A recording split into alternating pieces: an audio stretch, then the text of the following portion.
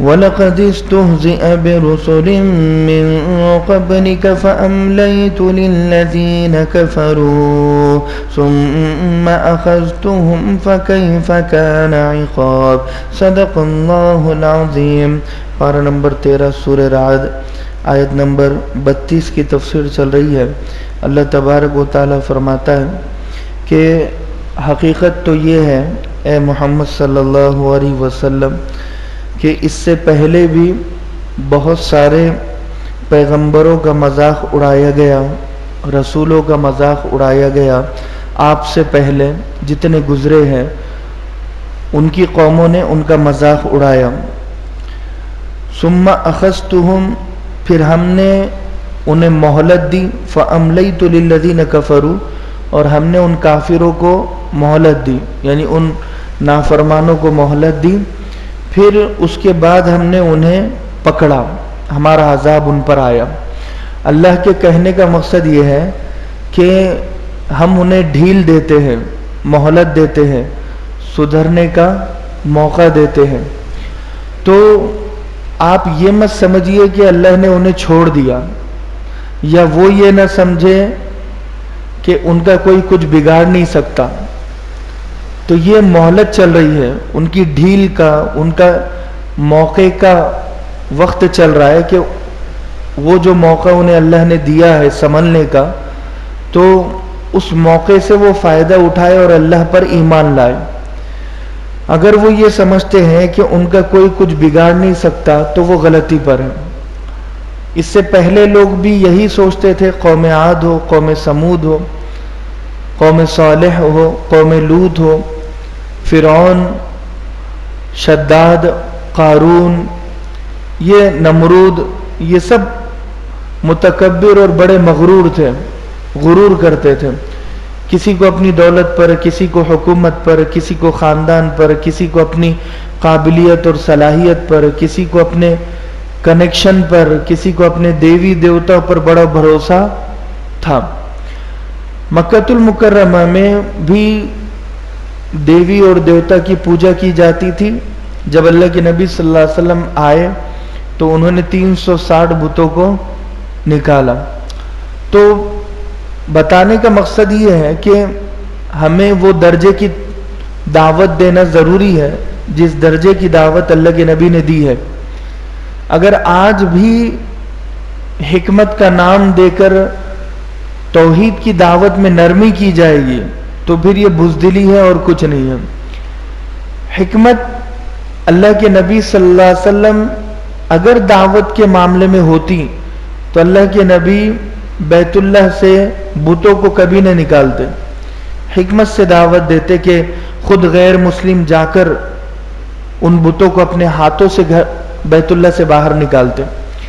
لیکن اللہ کے نبی صلی اللہ علیہ وسلم نے صحابہ کی وہ جماعت کو تیار کیا تھا، اور آپ نے خود جب مکہ المکرمہ فتح ہوا اس کے بعد آپ نے ان بتوں کو نکالا، شروع میں نہیں نکالا، لیکن دعوت آپ نے صاف طور پر دی ہے، دودھ کا دودھ اور پانی کا پانی کیا ہے، یعنی ملی بھگت والی دعوت نہیں تھی، میٹھی چھری نرمی والی دعوت نہیں تھی، ٹھوک دعوت تھی کہ قولوا لا الہ الا اللہ تفلحوا، کہ لوگوں لا الہ الا اللہ کہو کامیاب ہو جاؤ گے۔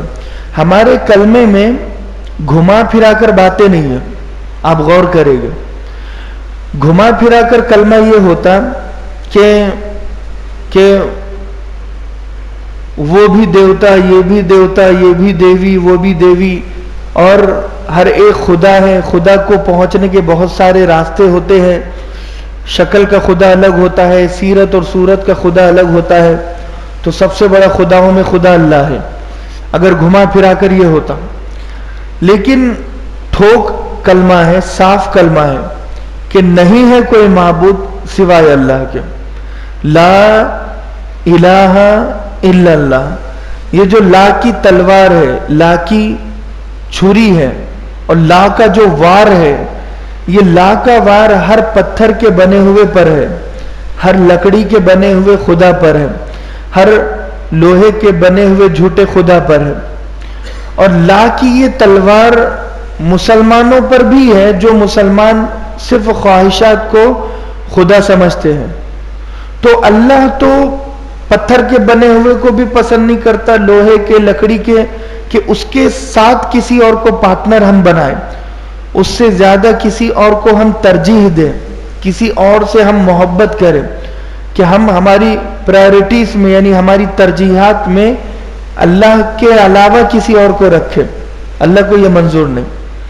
تو جو اللہ مسلمانوں کی عبادتوں میں کسی اور کو شریک سمجھتا نہیں ہے, یعنی مثال کے طور پر منظور نہیں ہے کہ اگر 2 رکعت نماز میں اگر باپ کے لیے پڑھوں یا ماں کے لیے پڑھوں تو اللہ کو یہ قبول نہیں ہے, منظور نہیں ہے.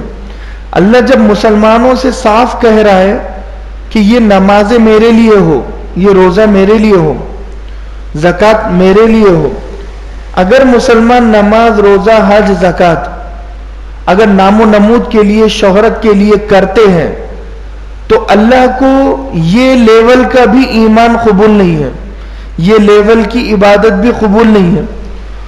تو سوچو اللہ اپنے معاملات میں کسی اور کو پارٹنر کیسے بنائے گا, کہ مسلمان کسی اور کو خدا سمجھ رہے ہیں, رب سمجھ رہے ہیں, پروردگار سمجھ رہے ہیں, بھگوان سمجھ رہے ہیں, دیوی دیوتا سمجھ رہے ہیں. آج کئی مسلمان مندروں میں جاتے ہیں, وہ منتیں مانگنے کے لیے کہ بچہ نہیں ہو رہا, مہاراج کے پاس جاتے ہیں, پنڈتوں کے پاس جاتے ہیں, اور کئی انگریزوں کے پاس جاتے ہیں جو ان کے لہذا گرجا گھر ہوتے ہیں, چرچ ہوتے ہیں. تو وہاں بھی ہم جا نہیں سکتے, مندر میں ہم جا نہیں سکتے, درگاہوں پر ہم جا نہیں سکتے. کیوں؟ کیونکہ اللہ کے علاوہ اگر کسی سے کچھ ہم مانگ رہے ہیں تو پھر ہم بھی مشرک ہے, پھر ہم بھی کافر کے درجے میں ہیں. کیوں؟ کیونکہ صرف اور صرف مانگنا اللہ سے ہے. ایاک نعبد و ایاک نستعین, ہم تیری عبادت کرتے ہیں اور ہم تجھی سے مدد مانگتے ہیں. تو لہذا یہاں پر فرمایا وَلَقَدِ اسْتُهْزِئَ بِرُسُلٍ مِّن قَبْلِكَ, کہ ہم نے تم سے پہلے جتنے رسول اور پیغمبر گزرے ہیں ان تمام کا مذاق اڑایا گیا, اور ہم نے ان کافروں کو مہلت دی ہے. یہ مذاق اڑا رہے تھے مگر انہیں مہلت دی ہے. ثُمَّ أَخَذَتْهُمْ, پھر ہم نے انہیں پکڑا ہے.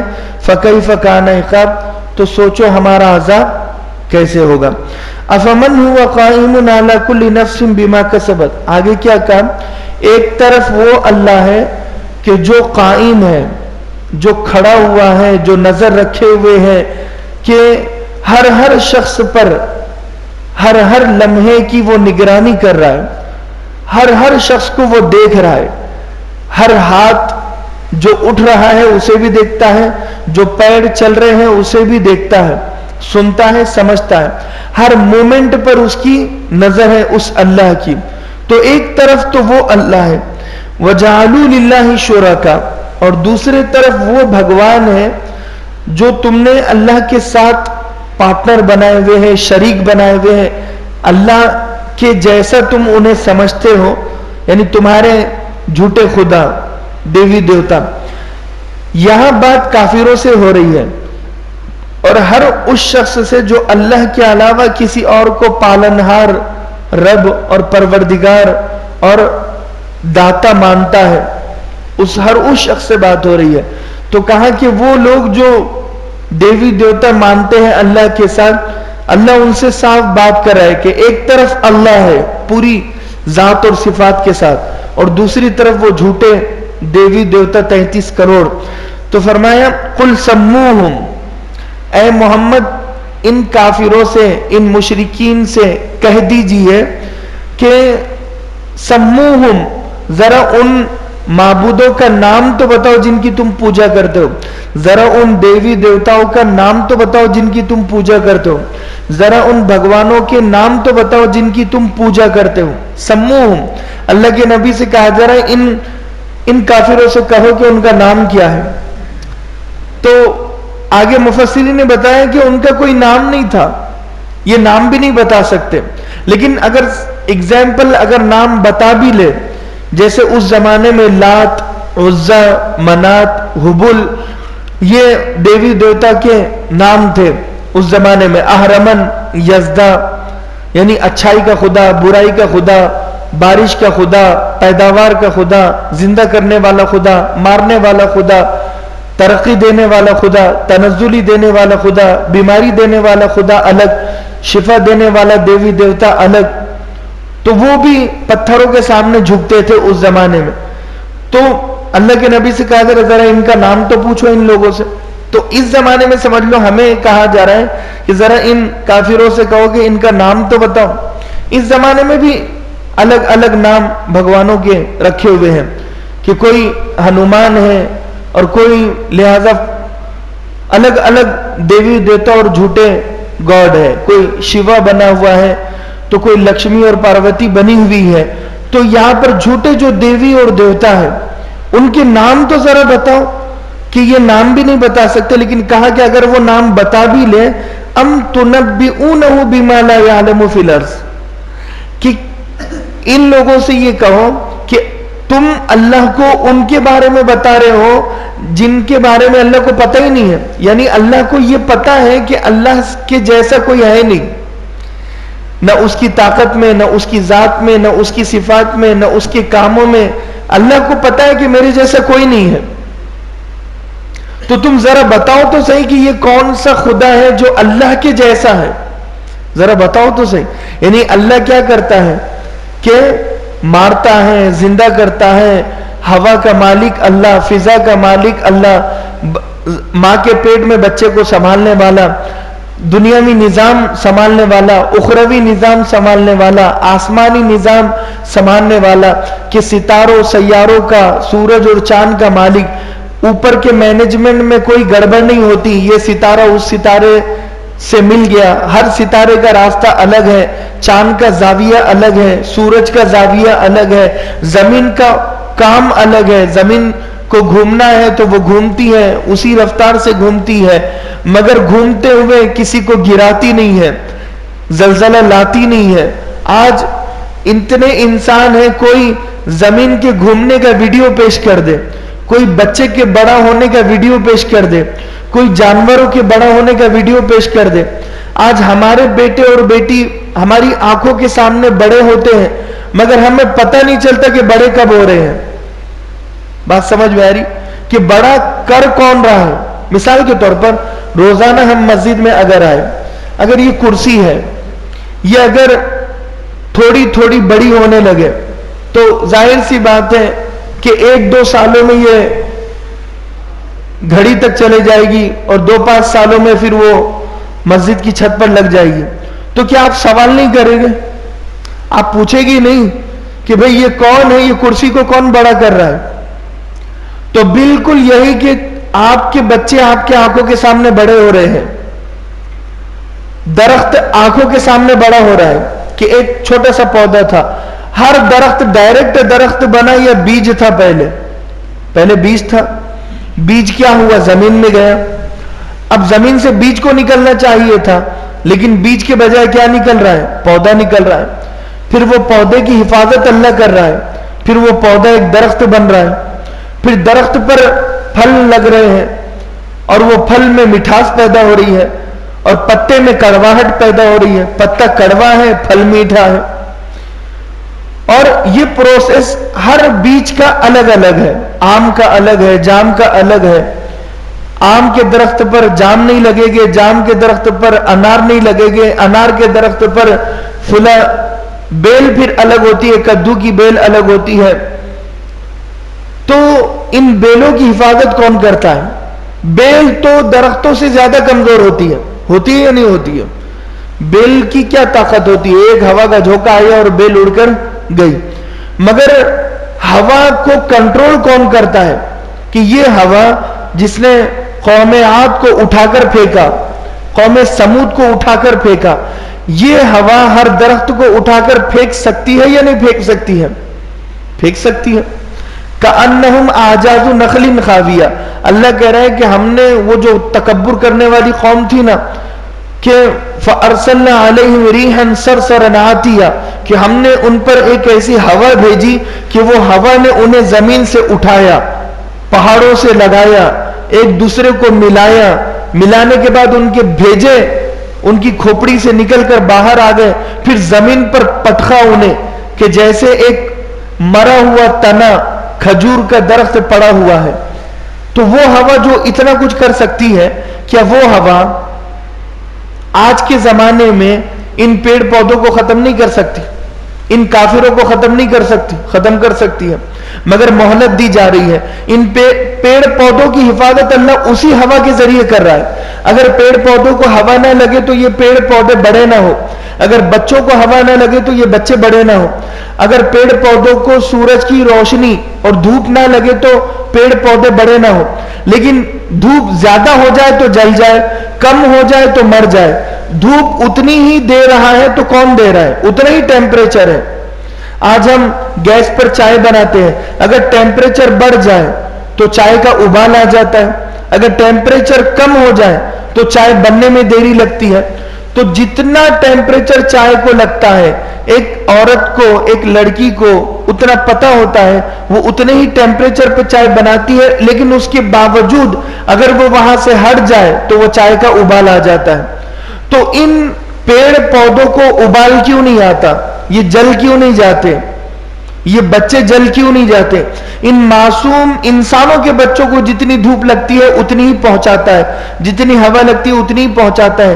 جانوروں کے بچوں کو جتنی دھوپ چاہیے اتنی ہی ملتی ہے، جتنی ہوا چاہیے اتنی ہی ملتی ہے، اور پرندوں کو جتنی ہوا چاہیے اتنی ہی ملتی ہے. کوے کو زیادہ سردی برداشت نہیں ہوتی ہے، تو اس کوے کی حفاظت ایسی کڑاکے کی سردی میں کون کر رہا ہے کہ آج انسان سوٹر پہن کر گھوم رہا ہے، انسان کو پنکھا بند کر دیتا ہے ہوا تاکہ اسے جسم کو نہ لگے، حالانکہ انسان ان پرندوں سے زیادہ طاقتور ہے. تو ان سردیوں میں ان پرندوں کی حفاظت کون کر رہا ہے؟ بارش کے مہینوں میں، موسم میں پرندوں کی حفاظت کون کر رہا ہے؟ ظاہر سی بات ہے کہ اللہ کر رہا ہے. اور دھوپ، کہ جہاں انسان دھوپ سے بچ رہا ہے، اے سی میں بیٹھ رہا ہے، یہ دھوپ زیادہ پرندوں کو پریشان کیوں نہیں کرتی ہے؟ یہ پرندوں کو زندہ کون رکھتا ہے؟ ان کے گھونسلوں میں ہوا کو کون پہنچاتا ہے؟ ان کے گھونسلوں کی حفاظت کون کرتا ہے؟ یہ پرندوں کے گھونسلے زیادہ مضبوط بنے ہوئے نہیں ہوتے، زیادہ کیا تھوڑے بھی مضبوط بنے ہوئے نہیں ہوتے. مکڑی کا جالا اس کا گھر ہے، وہ کتنا مضبوط ہوتا ہے، کتنا مضبوط ہے. ایک ایسا ہاتھ انسان اگر مار لے تو مکڑی کا جالا ہی ختم ہو جائے. اور ایک پرندے کا گھونسلہ ہوتا ہے، اگر وہ اتنے سے لا کر بیچاری وہ بناتی ہے، سوکھے پتے، سوکھے لکڑیاں وہ لا کر اپنا گھونسلہ بناتی ہے، وہ گھونسلہ ہوتا ہی کتنا، ایک ہاتھ کے اتنا ہوتا ہے. اگر ایک لکڑی کوئی مار دے، ایک پتھر کوئی مار دے، وہ گھونسلہ ٹوٹ جاتا ہے. وہ پرندے کی حفاظت گھونسلوں کے اندر اللہ کر رہا ہے، ان کے گھونسلوں کی حفاظت اللہ کر رہا ہے. اور وہ حفاظت سانپوں سے بھی کر رہا ہے کہ سانپ اوپر چڑھ کر وہ گھونسلے میں چلے جائے اور ان پرندوں کو کھا سکتا ہے، نقصان پہنچا سکتا ہے، مگر اس سانپ کو وہ گھونسلوں تک پہنچنے نہیں دیتا. اور ان پرندوں میں بھی ان کی کئی دشمن ہیں، کہ جیسے ایگل ہوتا ہے کہ ان کے وہ دشمن بنے ہوئے، وہ اوپر سے آتا ہے، چیل اوپر سے آتی ہے اور وہ چھوٹے موٹے چوزوں کو، پرندوں کو اٹھا کر لے جا سکتی ہے. ان چیل سے ان چوزوں کی حفاظت کرنے والا اللہ. تو ظاہر سی بات ہے کہ یہ پتھر کا خدا نہیں کر سکتا، پتھر کا دیوی دیوتا نہیں کر سکتا، یہ اللہ ہی ہے، اللہ کے علاوہ کوئی ہے ہی نہیں. تو اللہ یہاں پر کہہ رہا ہے بھلا میں بھی تو دیکھوں کہ میرے جیسا مارکیٹ میں کون آ گیا ہے، بتاؤ تو صحیح. ام تنبئونہ بما لا یعلم فی الارض، کہ جس کے بارے میں زمین میں وہ ہے اور اللہ کو پتہ نہیں ہے. اللہ کہہ رہا ہے کہ ہمیں پتہ نہیں، حالانکہ اللہ کو پتہ ہے کہ ایسا کوئی ہے ہی نہیں، لیکن یہ چپ تو بھی کہہ رہے ہیں نا. مثال کے طور پر چھوٹا بچہ اگر یہ کہے کہ ابو اگر آپ میری بات نہیں مانو گے نا تو میرا سپر مین آ کے آپ کو مار دے گا، تو ابو کیا کہے گے، ذرا میں بھی تو دیکھوں کہ تمہارا سپر مین کون ہے، میں بھی تو دیکھوں. تو وہ بچہ لکڑی کا اور وہ پلاسٹک کا بنا ہوا سپر مین لاتا ہے اور وہ مارنے کی کوشش کرتا ہے. تو باپ کو پتا ہے کہ ایسا کوئی ہے نہیں، باپ کو پتا ہے کہ ایسا کوئی ہے نہیں اور وہ کچھ کر نہیں سکتا. یہ بچے کا خالی وہم ہے، کھلونا ہے. کہ بچہ دیکھ دیکھ کر سوچتا ہے کہ سپر مین ہے تو یہ ریئل میں سپر مین ہے، ہماری تکلیفیں دور کرے گا. بالکل ایسے ہی اللہ تبارک و تعالیٰ کے اندر ذرا میں بھی تو دیکھوں کہ وہ تمہارا کون سا خدا ہے جو اتنے سارے کام کر رہے ہیں جو میں کر رہا ہوں اور اپنی پلک نہیں جھپکاتا. وہ بھگوان کے سامنے جو بھکت ہوتے ہیں وہ چوہا جگہ سے حرکت کرتا ہے، بھکت جگہ سے حرکت کرتے ہیں، مگر وہ بھگوان کی آنکھ کبھی پلک جھپکا یا آپ نے کبھی دیکھا؟ نہیں دیکھا. کبھی کان سے سنا نہیں، کان بنے ہوئے مگر سنتا نہیں ہے، آنکھ بنی ہوئی مگر دیکھتا نہیں ہے، دماغ اندر ہے مگر چلتا نہیں ہے، پیر ہے مگر چلتا نہیں ہے. وہ ایک فوٹو ہوتی ہے کہ وہ پہاڑ کو لے کر ہنومان جا رہا ہے تو ایک بھی پہاڑ جگہ سے اٹھا نہیں ہے. یہ ان کا وہم، انہوں نے سوچا کہ طاقتور ہوتا ہے تو انہوں نے ان کے حساب سے بنا لیا. تو یہاں پر اللہ کا سوال وہی ہے، لا یعلم فی الارض، ذرا ہم تو دیکھیں کہ وہ کون ہے. ام بظاہر من القول، یہ صرف تمہاری باتیں ہیں، ہم کو تو پتا ہے کوئی نہیں ہے لیکن صرف تمہاری باتیں اور کوئی نہیں. باتیں مطلب صرف پھیکم پھاک ہے اور کچھ نہیں ہے. ظاہر من القول، یہ صرف ایک باتیں جو زبان پر آ جاتی ہے تمہارے اور حقیقت کچھ نہیں ہے. بل زین للذین کفروا مکرہم، اللہ تبارک و تعالیٰ کہہ رہے بلکہ یہ کافروں کے جو عمل ہے نا یہ ان کے بنا سوار کر شیطان نے ان کے سامنے پیش کیا ہے. مکارانہ باتیں ان کے سامنے پیش کی ہے کہ یہ طاقت ہے، پاور ہے ان میں سے ہاتھ میں سے روشنی نکل رہی ہے اور یہ طاقتور ہیں، ان کے 10-12 ہاتھیں ہیں. یہ اس لیے کہ ان شیطان نے ان کے دیوی دیوتا کو بنا سوار کر پیش کیا ہے، اسی لیے یہ اس طرح سے کرتے ہیں اور کوئی حقیقت نہیں. وَصُدُّوا عَنِ السَّبِيلِ، اور یہی حرکتیں انہیں ہدایت کے راستے سے روکتی ہے. جو یہ ان جھوٹے خداؤں کے قریب جاتے ہیں تو اللہ سے دور ہوتے جاتے ہیں. تو اگر انہیں اللہ سے قریب ہونا ہے تو ان سے دور ہونا پڑے گا، پھر انہیں ہدایت ملے گی. وَمَن يُضْلِلِ اللَّهُ فَمَا لَهُ مِنْ هَادٍ، اور اللہ جسے گمراہ کر دے اسے کوئی ہدایت نہیں دے سکتا. اللہ تبارک